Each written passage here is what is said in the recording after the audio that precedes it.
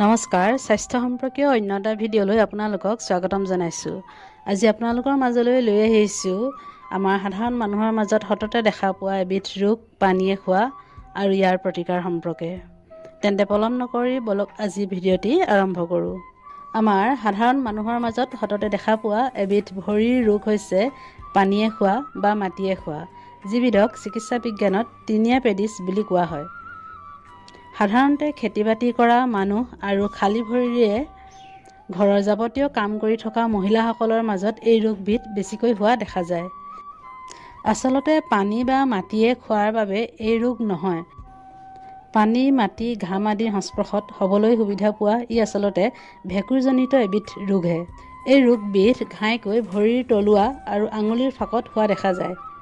গৰম আৰু সেমেকাৰ পৰিৱেশত এই ভেঁকুৰ বৃদ্ধি হ'বলৈ সুবিধা পায়। কিন্তু উপযুক্ত চিকিৎসা নল'লে ই ভৰিৰ আঙুলি বা হাতলৈও বিয়পিব পাৰে। কোনো সংক্ৰমিত মানুহৰ পৰাও এই ৰোগবিধ হ'ব পাৰে। এতিয়া জানো আহক এই পানীয়ে খোৱা বা মাটিয়ে খোৱা ৰোগবিধ কেনেধৰণে আমাৰ সংক্ৰমিত হ'ব পাৰে। যেনে ধৰক ৰাজহুৱা স্নানাগাৰ, ছুইমিং পুলৰ কাষৰীয়া ঠাই আদিলৈ যদি আমি যাওঁ, তেতিয়াহ'লে আমাৰ এই ৰোগবিধ সংক্ৰমিত হ'ব পাৰে।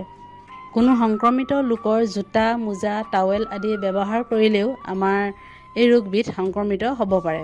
বহুপৰ তিতা ভৰিৰে থাকিলেও আমাৰ এই ৰোগবিধ হ'ব পাৰে। বেছি টান জোতা পিন্ধিলেও আমাৰ এই ৰোগবিধ হ'ব পাৰে। টান জোতা পিন্ধিলে জোতাৰ ভিতৰত বতাহ সোমাব নোৱাৰে, ফলত ভৰি বেছিকৈ ঘামি ৰোগবিধ হোৱাত অৰিহণা যোগায়। যিসকল লোকৰ ভৰিৰ বেছিকৈ ঘামে আৰু ভৰিৰ নখ বা ছাল আদি আঘাতপ্ৰাপ্ত হৈ থাকে, তেনে লোকৰ এই ৰোগবিধ বেছিকৈ হোৱা দেখা যায়।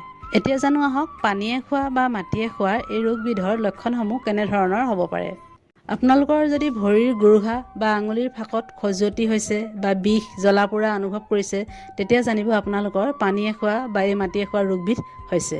কেতিয়াবা ভৰিত খজুৱতিযুক্ত বা পানী জ্বলা এনেকুৱা ধৰণৰো উঠিব পাৰে। ভৰিৰ ছালবোৰ বিশেষকৈ গোৰোহা আৰু বুঢ়া আঙুলিৰ ছাল উঠি অহাও দেখা যায়। তেতিয়া আপোনালোকে জানিব আপোনালোকৰ এই পানীয়ে খোৱা বা মাটিয়ে খোৱা ৰোগবিধ হৈছে। ভৰিৰ ছাল শুকান হৈ ফাটিও যাব পাৰে বা ভৰিৰ বুঢ়া আঙুলি ডাঠ আৰু হেতা হৈ যাব, বুঢ়া আঙুলিৰ নখ উঠি যোৱা ইত্যাদি ধৰণৰ লক্ষণসমূহ দেখিলেই আমি জানিম যে আপোনালোকৰ সেই পানীয়ে খোৱা বা মাটিয়ে খোৱা ৰোগবিধ হ'ব পাৰে। এতিয়া জানো আহক আমি কি ধৰণৰ ঘৰুৱা উপায়েৰে এই পানীয়ে খোৱা ৰোগবিধৰ পৰা আমি উপশম লাভ কৰিব পাৰোঁ। 1 নম্বৰতে কওঁ, নহৰু কেইটামান পিহি লৈ ভৰিৰ সংক্ৰমিত অংশত 2-3 বাৰ আপোনালোকে যদি লগায়, তেনেহ'লে আপোনালোকে এই পানীয়ে খোৱা ৰোগবিধৰ পৰা যথেষ্ট উপশম লাভ কৰিব। নহৰুৰ এণ্টিফাংগেল গুণে এই ৰোগবিধ নিৰাময় কৰাত সহায় কৰে। 2 নম্বৰতে হ'ল 10ৰ পৰা 15টামান নিম পাত 3 কাপ পানীত আপোনালোকে উতলাব। উতলি শেষ হোৱাৰ পাছত যিখিনি বাকী ৰ'ব পানী, সেই পানীৰে আপোনালোকে ভৰিৰ সংক্ৰমিত অংশ ধুব।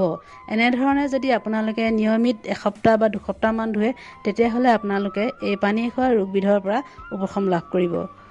3 নম্বৰতে হ'ল কেঁচা হালধি পিহি তাত অকণমান গাখীৰ মিহলাই সেই মিশ্ৰণটো ভৰিৰ সংক্ৰমিত স্থানত আধা ঘণ্টাৰ বাবে লগাই ধুই দিব লাগে। এইদৰে দিনটোত আপোনালোকে যদি 3-4 বাৰকৈ কৰিব পাৰে, তেনেহ'লে আপোনালোকে যথেষ্ট সুফল লাভ কৰিব। 4 নম্বৰতে হৈছে নাৰিকল তেলৰ লগত কপৌ মিহলাই আপোনালোকৰ ভৰিৰ সংক্ৰমিত স্থানত যদি লগায়, তেনেধৰণে লগালেও আপোনালোকে সুফল লাভ কৰিব। 5 নম্বৰতে কওঁ, আধা বাল্টিমান পানী উতলাই তাত 5-6টামান গ্ৰীণ টি বেগ ডুবাই থ'ব লাগে। পানীখিনি নিজে নিজে ঠাণ্ডা হ'ব দিব। এতিয়া সেই গ্ৰীণ টিযুক্ত পানীত ভৰি দুখন 10-15 মিনিটমান ডুবাই থ'ব। তাৰপিছত ভৰি দুখন নিজে নিজে শুকাবলৈ দিব। এইদৰে কিছুদিন কৰিলে আপোনালোকে যথেষ্ট সুফল লাভ কৰিব।